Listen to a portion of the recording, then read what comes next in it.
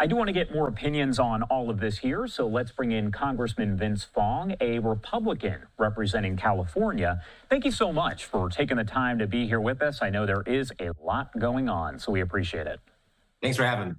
All right, so first off, the big question I do want to ask you here, I want to get your take overall on whether or not you see an end in sight to this shutdown, because as of right now, it appears the answer's no.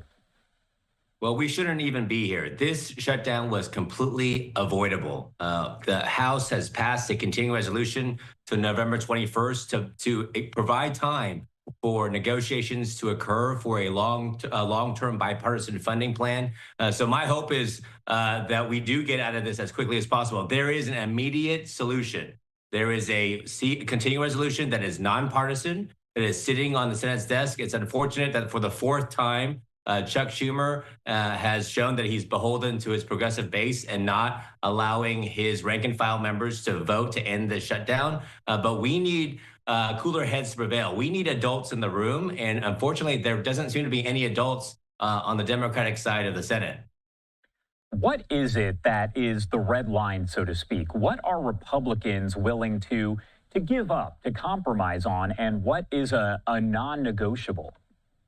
Well, I think that's the false choice. I mean, look, there's negotiations that are happening right now to fund the government long term, to finish all these appropriations bills, what we refer to as the irregular process, how a bill becomes a law. We negotiate, we pass these bills through the House, we get it to the Senate. The Senate, of course, either changes it or we get to a conference committee. That's what we're doing right now. And so this is the process playing out. But what we're seeing in the Senate is that Senator Schumer is holding the entire country hostage. He's holding the government hostage to add 1.5 trillion in new spending to provide health care to illegal immigrants. I mean, these are things that are non-starters. But if we're going to have a conversation, let's have that negotiation when the government is open.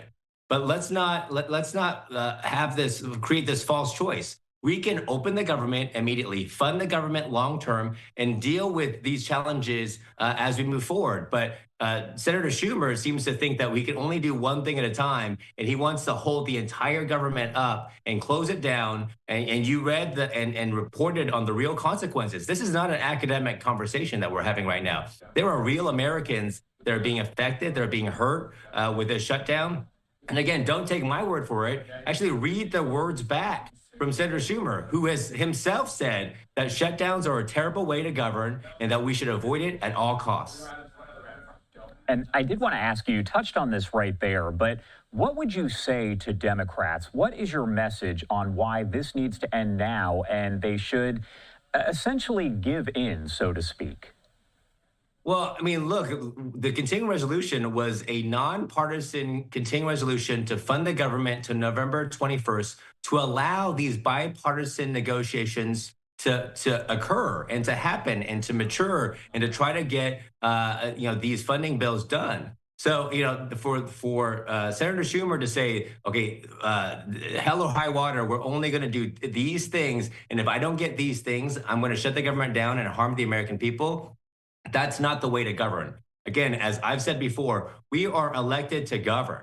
That's our focus. We are to deliver results for the American people. And what Senator Schumer is doing is that he is kowtowing to his progressive base. His progressive base wants to fight for the sake of fighting.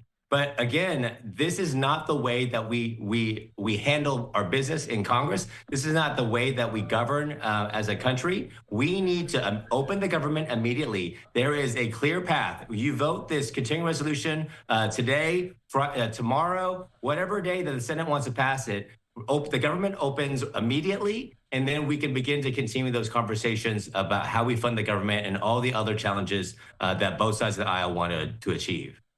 Going back to what I asked you here off the top, wanted to ask as we talk about the test votes that are taking place, the Democrat vote there, the Republican vote. We know right now that the GOP shutdown resolution does not appear to have the votes. That is not necessarily surprising at this point, right?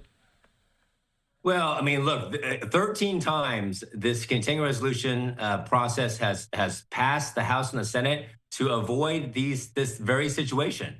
So what has changed over time? The bipartisan continuing resolution that passed in the House has been done numerous times. Senator Schumer has advocated for it. It was done in March. It was done in December. Again, the only thing that's changed is that Senator Schumer has been criticized relentlessly by his progressive base, and they want to have the shutdown. And this is the unfortunate consequence of not having an individual in the Senate that will prioritize all Americans instead of his base. Again, this is something that is completely avoidable. There is a bill sitting in the Senate right now that will immediately open the government. And it's something that has been supported bipartisan historically. And look, shutdowns are not the way that we do things. I mean, look, we've seen the consequences in the past, and we should learn from that history. This is not the way that we should govern as a country. There is a path forward, but the Schumer shutdown has real consequences, and we need to stop this partisan brinksmanship and begin to focus on the well-being of all Americans. What happens next week? House lawmakers do return. What are the first steps there, assuming the government shutdown is still underway at that point? We're talking several days in as House lawmakers do return to likely discuss all of this. Well, as we go back, man, we are talking to our Senate colleagues. We're talking to our colleagues on both sides of the aisle, and I think that if as I talk to my colleagues on the Democratic side of the aisle, they know this is a bad course of action. They know that shutdowns are not the way that we govern. That this is not the way that we should do things. And so, hopefully, the rank and file members of the Senate will begin to see the error of their ways, and that Senator Schumer will release them to do the right thing, to be good stewards of tax dollars, and to open the federal government. We've seen a few of them now begin to vote to support reopening the government. I think you're going to see more and more Democrats begin to realize that this is not the right course of action. And hopefully next week, the Senate will pass this continuing resolution, send it to the president for his signature, and then we can begin to continue these conversations about funding the government and other issues. But again, it's a false narrative to say that there isn't negotiations happening, there isn't conversations happening on both sides of the aisle. The Appropriations Committee has been working with both sides and all voices, especially those on the Senate, to try to find ways to fund the government and finish these 12 appropriations bills that we currently have to do to keep the government open, not only immediately, but in the long run. My last question here before I let you go. What message does all of this send to the American public, the voters out there who are watching all of this unfold and maybe don't fully understand exactly what's happening? But even if they do, what message does it send? Well, right now, we got to govern.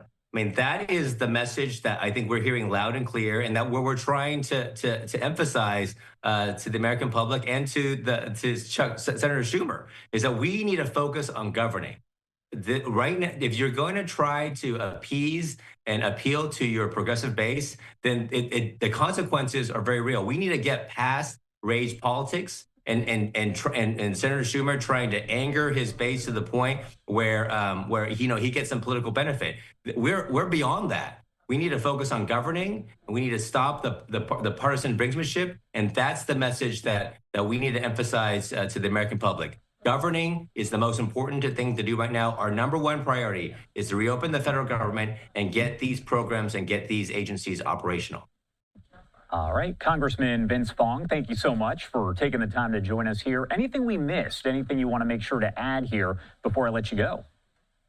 Well, I will say that these consequences of the federal government shutdown is very real. I have military installations in my community. I have vulnerable families that rely on these programs. We have, the flood insurance program that certainly is impacting the home builders and home construction here in our community. There's a tremendous amount of impact and consequence of this Schumer shutdown. And so we need to get out of this as quickly as possible. There is the nonpartisan continuing resolution that is sitting on the Senate's desk that will immediately open the government. And I implore Senator Schumer and the rank and file Democrats that are in the Senate to vote this resolution and get it to the president so we can immediately open the federal government tonight. All right, Congressman Vince Fong, thank you again for taking the time to be here. We appreciate it. Thanks for having me.